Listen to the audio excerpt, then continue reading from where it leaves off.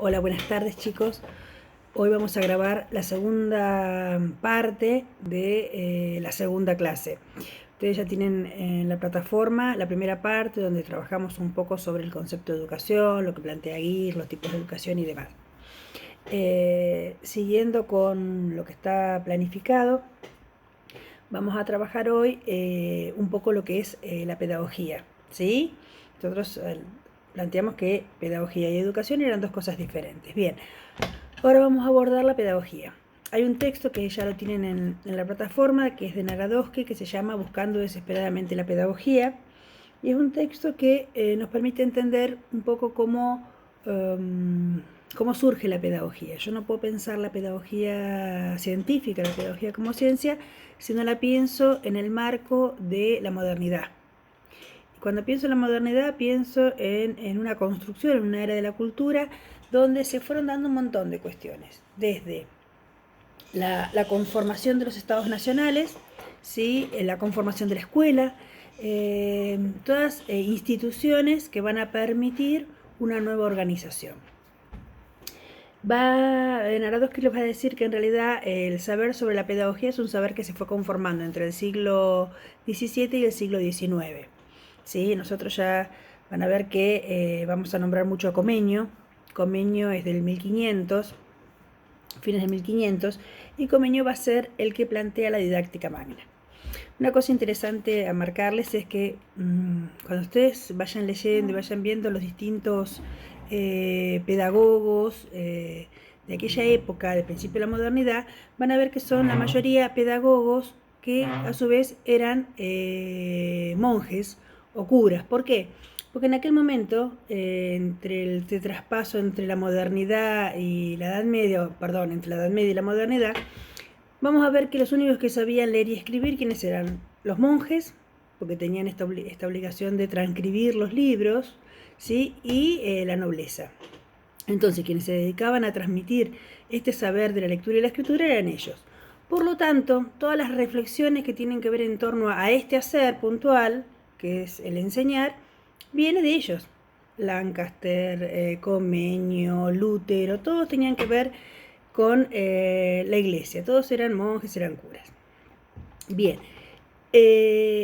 todas estas ideas de la pedagogía y todas estas nuevas construcciones tienen que ver, por un lado, con los jesuitas, ¿sí? Acuérdense que los jesuitas tenían escuelas, ¿sí? Y por otro lado, con Comenius, ¿tá?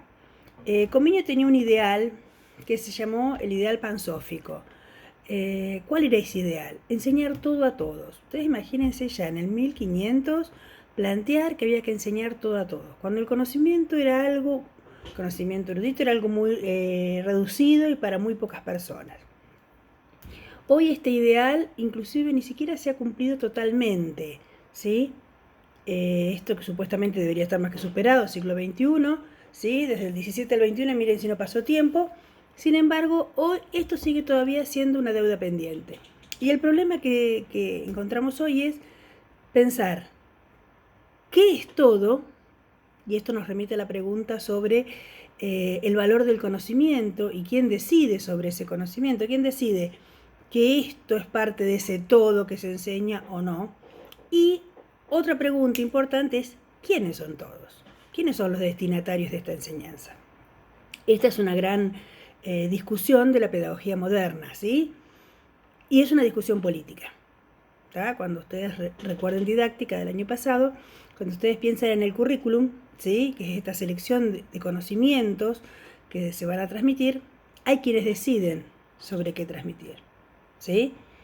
Y eso es una decisión política. Hay quienes deciden qué parte de la educación es obligatoria, es decir, entonces ahí está quiénes son esos todos, y qué parte de la educación no es obligatoria, ¿sí? En mi época la educación obligatoria era la primaria nada más. En la década de los 90 ponemos el nivel inicial como obligatorio y la mitad de la escuela media, hasta tercer año de la escuela media. Hoy tenemos como obligatorio inicial, primaria y media completa, pero a nivel superior no. Entonces, esto de quiénes son todos es una discusión realmente política. La escuela moderna no solo silenció, dice Narodowski, más de 30.000 años de historia americana, ¿por qué silenció? Porque pareciera que antes de la escuela no hubo nada. Como que a partir de que aparece la escuela, aparece la historia de la educación. Y en realidad no, ¿sí? Hubo un montón de propuestas y formatos para la enseñanza, que no eran la escuela moderna que nosotros conocemos, que a partir de la escuela moderna quedaron en el olvido. Pero a esto él le suma que no solamente esto, sino que en América esta escuela moderna es europea, porque es el modelo que tomamos, el modelo que toma la Argentina es el modelo francés, es un proyecto blanco, están excluidas las comunidades autóctonas, los pueblos originarios y demás, y a su vez machista, ¿sí? Imagínense que en ese momento quienes educaban era el hombre blanco. Bien. Por otro lado, y otra cosa que es importante dejar en claro, es que la pedagogía consiste en un saber sobre la infancia. Te voy a decir porque sobre la infancia. ¿Qué tiene que ver la pedagogía con la infancia? En realidad, tanto la pedagogía como la infancia son construcciones modernas. ¿Qué quiere decir? Aparecen en la modernidad.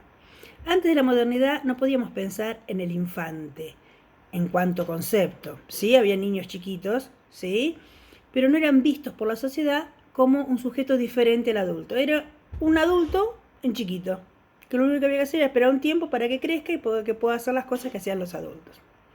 A partir de la modernidad y de todo este cambio de ideas que surgen en la modernidad, esta idea de pensar en la evolución, en el desarrollo futuro, el progreso indefinido, que son todos principios muy claramente modernos, para que este proyecto a futuro se cumpla, era necesario, sí o sí, que alguien lo continúe.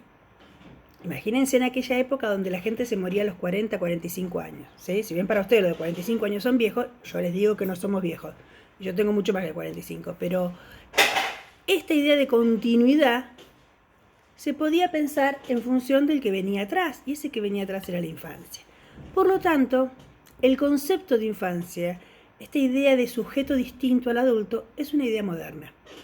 Sí, entonces, este infante deja de estar en la calle, como andaba en la Edad Media, y pasa a ser un sujeto susceptible de ser amado, dependiente del adulto, al que había que cuidar, ¿sí? Al que había que darle un tratamiento especial diferenciado del adulto, ¿sí? ¿Y cuál es el espacio social que se crea para ese niño? La escuela. Por lo tanto, ¿sí? La escuela moderna es el lugar privilegiado de la infancia. Y la pedagogía es la que va a encargarse como ciencia de estudiar cuáles son las mejores formas de enseñar y de trabajar con ese niño. Por lo tanto, fíjense qué relacionado está uno y otro. Si no hubiera habido infancia, no hubiera sido necesario conformar la escuela, porque la escuela es el lugar de la infancia. Originalmente cuando yo pienso escuela moderna, pienso en la escuela primaria nada más, ¿sí? Cuando uno dice, bueno, a ver, ¿cuál es el recorrido que hace un sujeto en la escuela? Va al jardín, va a la primaria, va a la secundaria, va a la universidad. Si yo pienso en cómo se crea los distintos niveles del sistema educativo, vamos a ver que lo primero que se crea, que es en la Edad Media, es la universidad, ¿sí? Que era el espacio de formación para el aprendizaje de los oficios. Era como el gremio de los oficios. Se crea la universidad. Después se crea en nuestro país la escuela primaria, ¿sí? A través de la 1420.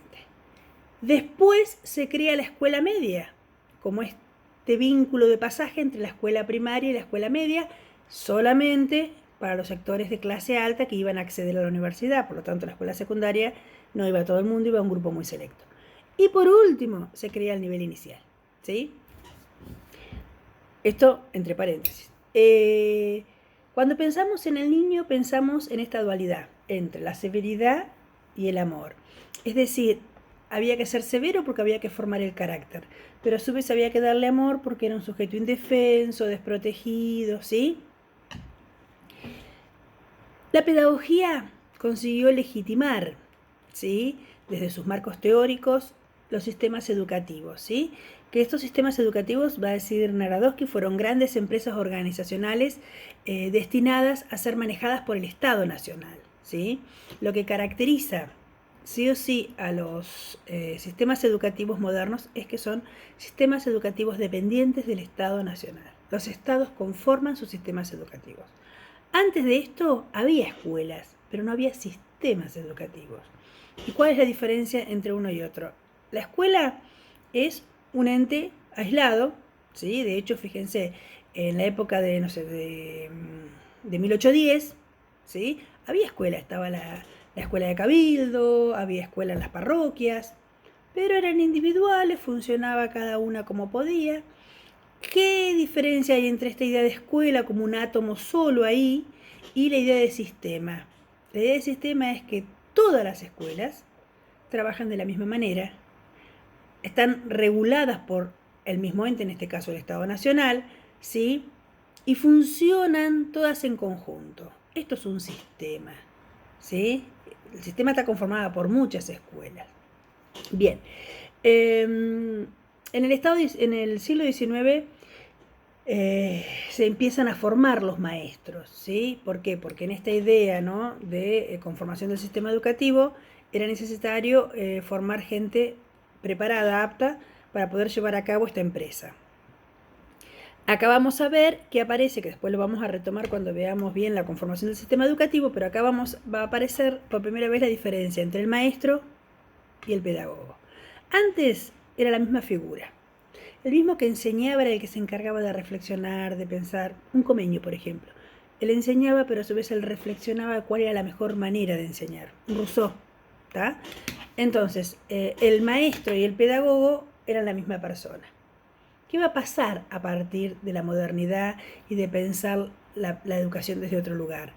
Vamos a separar, por un lado, el que piensa sobre el cómo enseñar, qué enseñar, cuándo, que va a ser el pedagogo, el teórico, y aquel que lleva a la práctica estas reflexiones, que es el maestro, que es un práctico, ¿sí?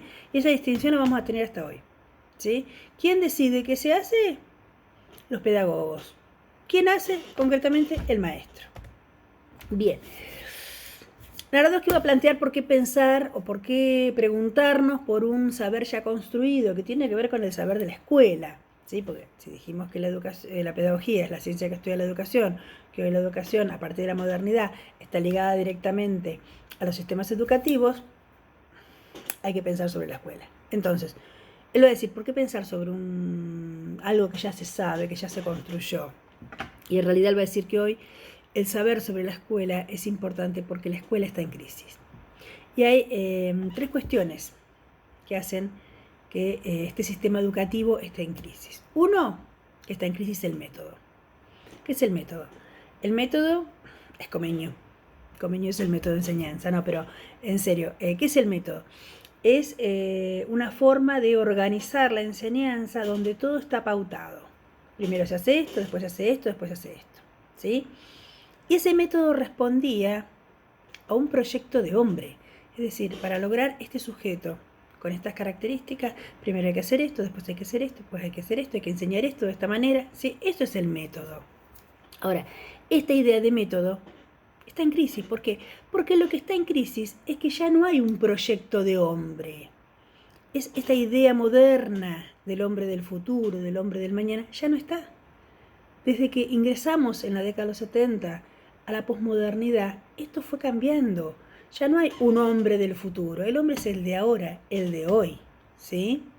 Entonces, primera cosa que entra en crisis es el método. Aparte, hoy ya no hay una pedagogía prescriptiva que me dice primero hace esto, después, sino que hay una pedagogía, como dice Narodowski, a la carta. ¿Qué quiere decir esto? ¿Vieron cuando van a un restaurante ustedes? Que le dicen, bueno, a ver, acá tiene la carta y uno elige pollo, el otro fideo, el otro ravioles, ¿sí? Bien, a gusto del consumidor. Esta es la pedagogía de hoy, a la carta. Entonces, yo maestra digo, no, para enseñar a leer voy a usar el método de la psicogénesis. La otra maestra dice, no, para mí mejor la palabra generadora. No, para mí mejor el método global. Entonces, no hay un método. Cuando yo era chica, se usaba el método palabra generadora. Y en todo el país, las nenas de 6 años aprendían a leer y a escribir con la palabra generadora. Después la palabra generadora dijo el método global. Bueno, todo el mundo aprendía con el método global. Después, en la década de los 80, fue psicogénesis. Todo el mundo con psicogénesis. Hoy esto ya no es así. Hoy algunos enseñan con palabra generadora, otros con método global, otros con psicogénesis. ¿Por qué? Porque cada uno lo que busca es la mejor manera de conseguir el objetivo que tiene enfrente. ¿Cuál es el objetivo que tiene enfrente que se propone? Que el chico aprenda a leer y escribir. ¿Sí? Entonces, lo que se va a romper acá es la uniformidad que había antes, ¿sí? Y que la uniformidad da seguridad. Si yo tengo algo encasillado por donde me tengo que mover y no me puedo correr, yo voy tranquila, segura. Ahora, si yo voy por un camino y se me abren distintas opciones, y yo tengo que ir tomando decisiones, ¿está? Bien. Otra cuestión que dijimos que había 3 cuestiones que entraban en crisis. Otra cuestión que entra en crisis es la infancia. Como decía hace un ratito, la infancia en la modernidad era un sujeto a ser amado, a ser cuidado, se lo veía diferente del niño. Hoy esta idea de sujeto pasible de ser amado, indefenso y demás, se cayó. Hoy este niño puede ser inclusive hasta ser temido, ¿tá? Porque no sabes si te va a tirar una piedra, si te va a robar la cartera. Hasta esta idea de infancia pierde ese lugar. Narodowski plantea que las infancias están polarizadas. ¿Por qué polarizadas? Porque antes la infancia era una sola. A ver, tenías más plata, tenías menos plata, pero todos los pibes hacíamos lo mismo. Íbamos a la misma escuela pública, jugábamos a las mismas cosas, podía variar. Una tenía una muñeca que hablaba y la otra una muñeca de trapo, pero el juego era la muñeca. Uno tenía la pelota de trapo, otro tenía la pelota de cuero o de goma. Pero era una pelota y todos jugaban al fútbol. Hoy esto se ha roto. Antes en la misma escuela pública iba el hijo del que vendía diarios y el hijo del médico. Hoy tenemos que el hijo que vende el diario va a una escuela marginal y el hijo del médico va a la escuela privada porque el hijo del médico vive en el country. Entonces, estas diferencias que se han dado en la sociedad ingresan a la escuela. Y vemos que esta infancia se ha dividido en dos tipos de infancia. Una hiperrealizada, que es aquella infancia que tiene todo solucionado, tiene todos los recursos, tiene acceso a internet, tiene computadora, tiene el último celular, ¿sí? Tendrá otras cuestiones que le faltan capaz, ¿sí? Pero bueno, desde lo material está extremadamente satisfecho y extremadamente estimulado. Y por otro lado tenemos una infancia desrealizada, que es una gran parte de nuestra infancia en nuestro país, que tiene que salir a trabajar, que capaz que no va a la escuela o no va regularmente a la escuela, que es maltratada, que es violenta. Bien, entonces esta idea de niño que era uniforme para toda la modernidad, hoy ya no existe. Entonces es otra cosa que entró en crisis, ¿sí? Yo cuando voy a la escuela, ese nene no es el nene que va a hacer lo que yo le digo porque yo soy la maestra, ¿tá? Y acá ya nos meteríamos en el tema autoridad docente, que lo vamos a dejar para más adelante. Por otro lado, la última cuestión que entra en crisis, que sería la tercera, es la alianza escuela-familia. La alianza escuela-familia es un dispositivo, es decir, una herramienta que se construye en la modernidad para que la escuela pueda sostenerse o mantenerse en el tiempo. ¿Qué quiere decir esto? A ver, ¿cómo yo, Estado Nacional, hago para que la familia me mande el pibe a la escuela? Cuando en realidad el chico era mucho más útil en aquel momento trabajando en el campo con los padres o haciendo las tareas de la casa con su familia, que no, perdiendo el tiempo 4 horas en la escuela, ¿para qué?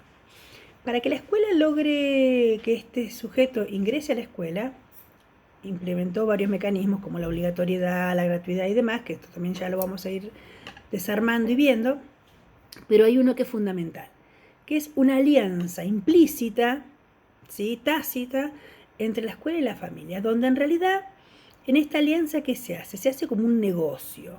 Yo, mamá, te entrego a mi hijo, a vos que sos la escuela, para que vos le des todo lo que yo no le puedo dar. Que le enseñes a leer, que le enseñes a escribir, que le enseñes a multiplicar, ¿sí? Todas aquellas cosas que yo, mamá, analfabeta capaz en ese momento, o con muy pocos recursos, no le podía dar. Ahora, yo te entrego a mi hijo, pero a cambio yo cedo mi poder sobre el chico. Entonces, ese niño deja de ser niño y pasa a ser alumno. En tanto alumno, el único que tiene autoridad sobre el alumno es la escuela y su representante, que de la escuela, que quien es el maestro. Entonces, esta alianza, que fue moderna y que duró avanzados los 80 en nuestro país, en los 90 esto se empezó a descuajeringar porque entra bien fuerte la posmodernidad. Esto estaba claro. Si yo llegaba a mi casa y decía la señorita me retó, mi mamá me retaba encima y me ponía penitencia porque si me habían retado era porque algo había hecho, ¿sí? Hoy vos llegas a tu casa y le decís a tu mamá, la señorita me retó, la mamá se pone la chancleta y sale a la escuela agarrada de los pelos de la maestra. Entonces, esta alianza se rompe. No es que desaparece, ojo, no es que decir no hay más alianza escuela-familia. Alianza hay, porque desde el momento que yo dejo a mi hijo en esa institución y esa institución la recibe, hay un intercambio implícito, tácito, de qué cuestiones hace cada uno. Ahora, lo que cambia son los términos de la alianza. Hoy ya la escuela no es la que decide, ¿sí? Ni la cultura escolar es la que prevalece, ¿sí? ¿Qué pasa? El docente ha perdido legitimidad. Antes el hecho de recibir, de tener un título, ese título marcaba que vos tenías unos saberes que el resto no. En un momento histórico donde pocos tenían acceso a un nivel superior, ¿sí? Porque terminaban la primaria y después ya la secundaria, como no iban a estudiar nada, no la hacían. Entonces la mayoría de las mamás y de los papás tenían la escuela primaria terminada, que era lo obligatorio. Entonces el maestro era el portador de un saber que el resto no tenía. Eso le daba legitimidad, ¿está? Aparte de que había una alianza donde decía, bueno, a ver, acá el que manda y el que decide es el maestro. Esto, con la circulación del conocimiento, que hoy no solamente el conocimiento circula por la escuela, antes era la escuela el único lugar, hoy el conocimiento está en internet, está en los distintos canales educativos o no educativos.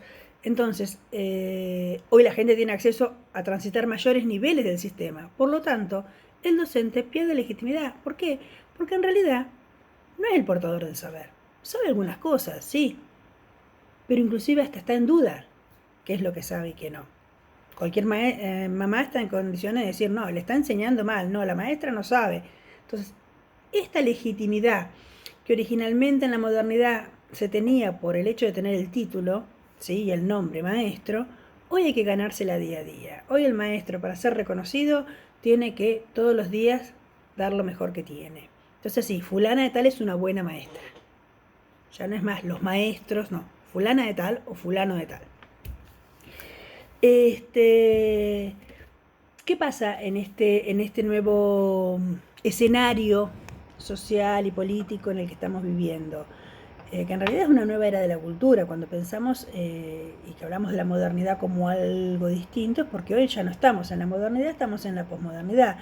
Es un nuevo escenario político, cultural, social, ¿sí? Es una nueva era de la cultura, donde la escuela no encuentra cómo reciclarse. ¿Por qué? Porque la escuela era un ámbito fundamentalmente de la palabra, la transmisión es oral, lo que estamos haciendo ahora, es un ámbito de la demora, es un ámbito de la espera. ¿Por qué digo ámbito de la demora, de la espera? Porque todo es a futuro.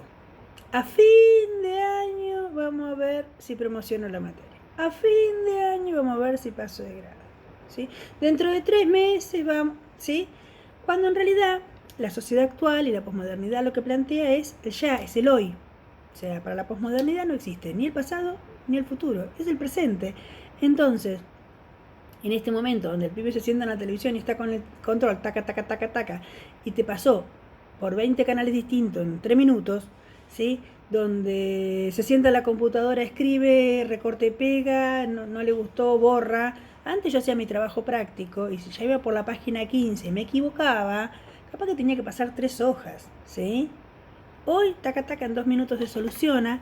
Entonces, esta nueva lógica con la que están formados nuestros chicos es la lógica, al menos de los adultos de mi edad, ¿sí? Y de la escuela. ¿Sí? Los cambios en la escuela son muchísimo más lentos que los cambios sociales.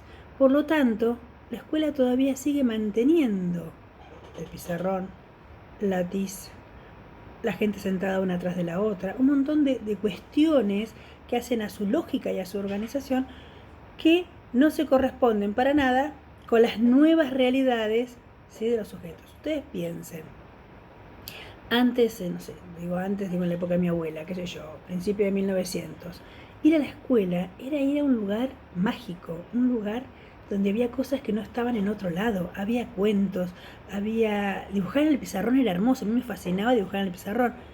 Hoy los chicos eso lo tienen más que superado. Ir a la escuela era un lugar aburrido, ¿okay? Un pizarrón verde, encima sucio la mayoría de las veces, ¿sí? Cuando el chico tiene a su acceso un celular, donde en el celular ve cosas que se mueven, que hablan, que interactúan. Entonces, fíjense si no hay diferencia. Bueno, frente a esta situación, ¿sí? Pobre escuela que está en crisis,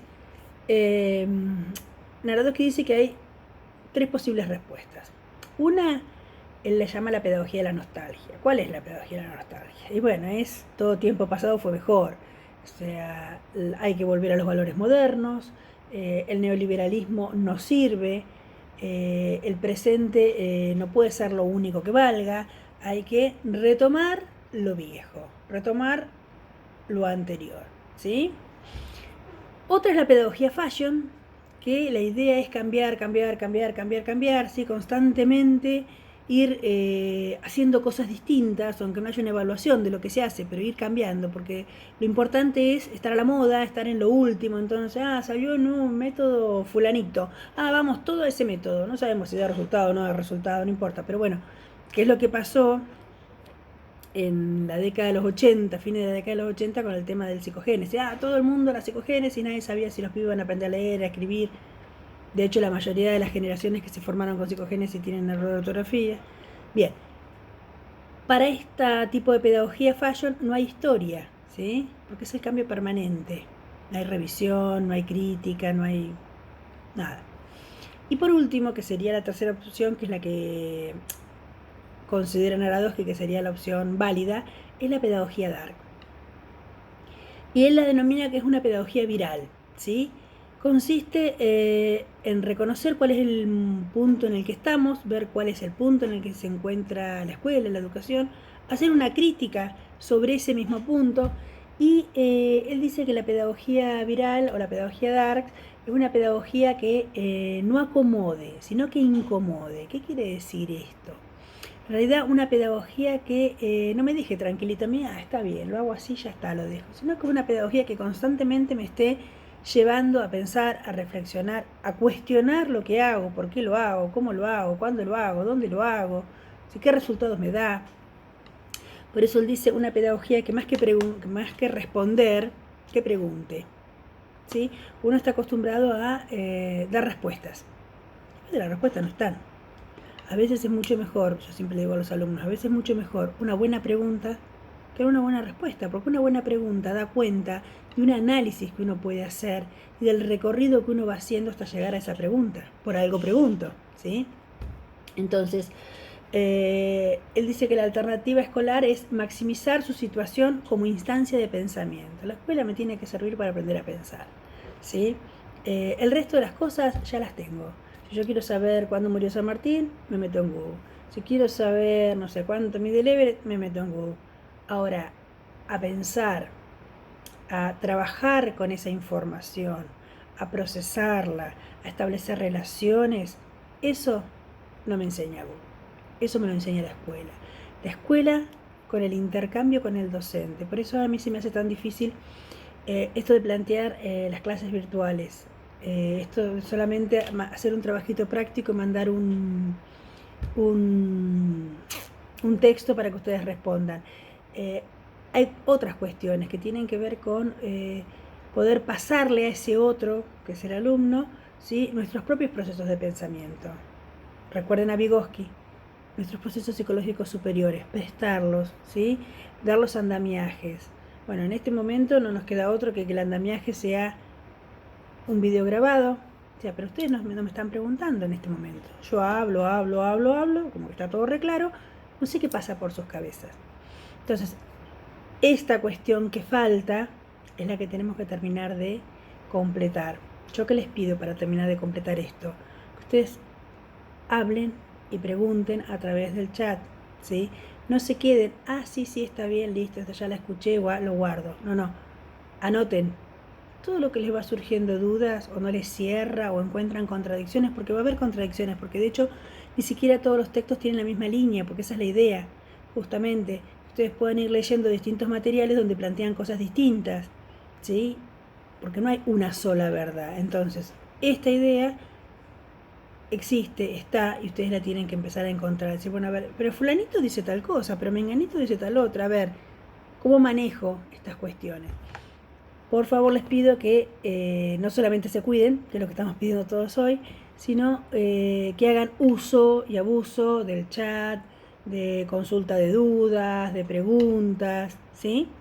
Bueno, por hoy los dejo, nos estaremos viendo la semana que viene. Cualquier cosa, acá estoy. Buena semana.